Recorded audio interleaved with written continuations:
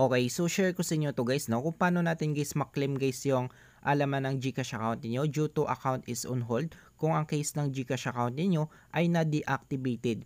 So kapag na-deactivated ang GCash account ninyo guys at yung gusto niyo guys ay ilipat na lang sa bagong GCash account yung laman ng na-deactivated yung GCash account, ay ito yung gagawin natin guys 'no. So para ma-claim natin guys yung laman ng na-deactivated na GCash account natin guys, ay magpunta lang tayo dito guys sa ating Chrome browser guys 'no. So kailangan natin guys ma-reach guys si GCash Help Center guys. Yan. So dito guys pagdating natin dito sa ating Google Chrome browser ay i-type lang natin dito guys yung GCash Help Center guys. So GCash Help Center. So yan lang yung i-type natin guys no. Tapos browse tayo. So pupunta tayo guys sa website nila guys no para ma-reach natin guys si GCash Help Center. So kung makita nyo guys, ito guys yung website nila. So click natin yan. So wait lang guys no, medyo may nagits yung internet connection natin guys.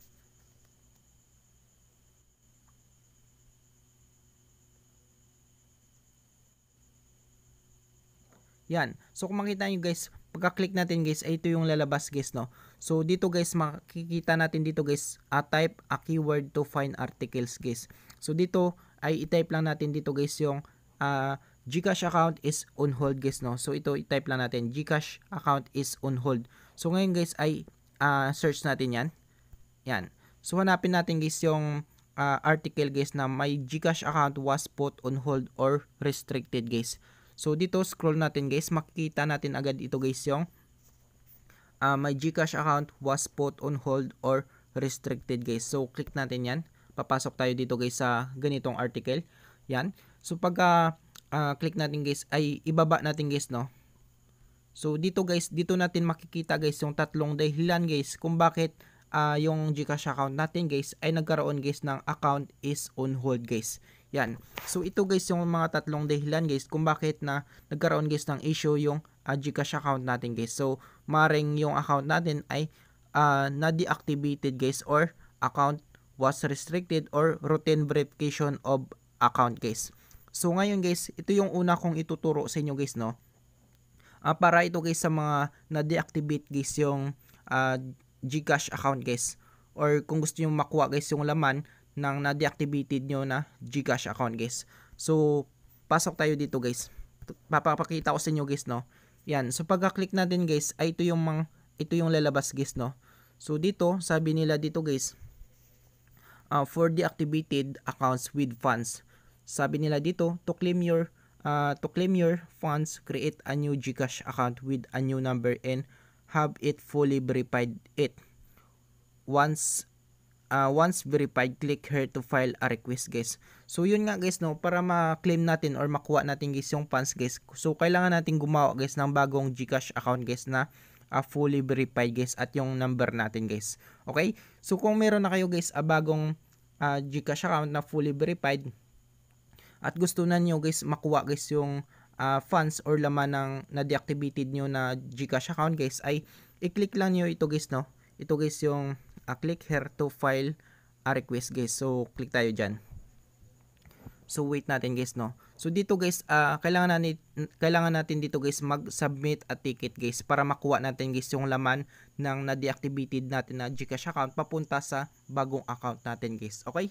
So dito ilalagay lang natin dito guys yung email address natin, yung gamit natin sa ating GCash account na email address, at dito guys sa ating GCash registered full name kung anong ginagamit natin guys sa naka-registered guys sa ating GCash account guys. At dito naman dito guys sa select the country where you registered your GCash account, kung saan tayo nag-registered. So ilagay lang natin dito guys no kung saan tayo guys. So sa ating guys Philippines tayo guys no, kung saan tayo guys ay nag-registered guys sa ating GCash account guys. At dito naman guys, dito sa mobile number, ilagay lang natin dito guys yung mobile number natin guys. Yan. Tapos next naman tayo dito guys sa your account type guys. So dito guys sa your account type guys, select lang natin guys regular account guys no. Ito guys, piliin lang natin guys yung regular account na ito. Yan. So next naman tayo dito guys sa old GCash mobile number. So ilagay lang natin dito guys yung luma nating mobile number guys sa na-deactivated natin na GCash account guys. Okay? So next naman tayo dito guys sa a new GCash mobile number guys. So ilagay natin yung bagong naka-registered guys na mobile number natin. So dapat guys, sabi nila dito must verified. So kailangan natin verified guys, no. Yan. Tapos i-click rin natin dito guys. Click natin to guys yung date of birth. Yan, ito.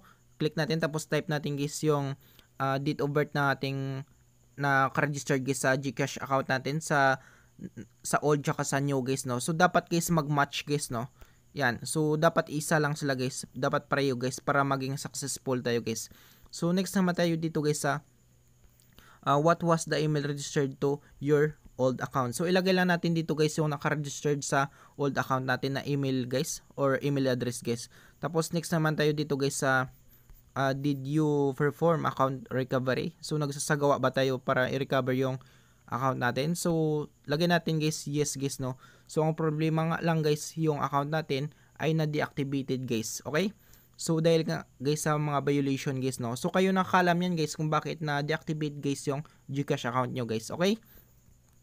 So dito naman guys, so did you receive an email about your account deactivation? So click lang natin guys yung yes kung naka-receive kayo guys sa email nyo guys ng account deactivation guys. So no naman guys kapag wala kayong natanggap na email guys. Okay? So dito naman guys, a screenshot of email about your account deactivation guys. So click lang natin guys yung sa box na yan. Yan. So click natin yung sa box.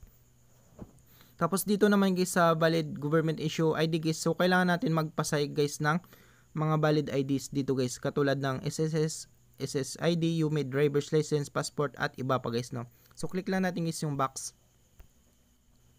So next naman tayo dito guys sa selfie holding your valid ID which clearly show the details guys. So kailangan natin guys magpakita dito guys, kailangan natin mag-selfie, hawak natin guys yung valid ID natin at dapat guys ay clear guys, no, pagka-capture natin guys. So mag-selfie tayo tapos hawak natin yung ating ID guys, okay? So kailangan yan guys, no. Tapos click lang nyo guys yung box na ito, yan. Tapos dito guys, please share what happened or add other information about your concern. So dito guys sa concern natin, so meron na akong ditong ginawang concern, pwede nyong gamitin or pwede kayong gumawa ng sarili nyong concern or feedback guys, no. So sa akin papakita ko sa inyo guys, no. So ito guys yung ginawa kong feedback guys, no. So sabi ko dito guys, hi GCash team, I cannot log in into my GCash application because my account is deactivated and the system says your account is on hold right now. I want to claim my funds to my deactivated account and I will submit some of my identity to verify that I will be the one transferring my funds to my new account. Okay, so yan lang yung nilagay ko guys na concern ko guys, no. So dito kailangan lang natin guys mag-submit ng upload photo or attachment that can help us assist with your concern guys. So kailangan lang natin guys masubmit yung tatlong requirements na ito guys, no. Ito guys yung screenshot of email about your account deactivation. So screenshot lang natin guys yung in-email nila guys na nagsasabi guys na na-deactivate guys yung account natin guys. Tapos itong pangalawa na ito guys, kailangan natin mag-send ng kahit isang valid government issue ID guys, no. Yan, so meron na tayong example diyan, SSID, UMID, driver's license, passport at iba pa guys, no. Tapos pangatlo guys na requirements, kailangan natin mag-selfie holding your valid ID which clearly show the details guys. So dapat malinaw guys, no. Yan. Tapos kapag okay na yan guys, meron na tayong napilapan dyan sa taas, tsaka dito sa baba, lahat na pipilapan na natin, meron na rin tayong concern, ay i-click lang natin ito guys yung submit na ito guys. Yan. So pagka-click natin ng submit guys, ay hintayin lang natin guys mag-email yung GCash team guys sa ating email guys na nilagay natin dito guys sa information na ito guys. Okay? So I hope guys na makatulong sa inyo itong video tutorial natin guys. Maraming salamat sa panonood guys, no. Sa mga bago pa lang sa ating YouTube channel, huwag natin kalimutang i-click guys yung subscribe at yung bell button guys para ma-update ko kayo guys sa susunod nating video tutorial guys. Thank you guys and God bless sa lahat.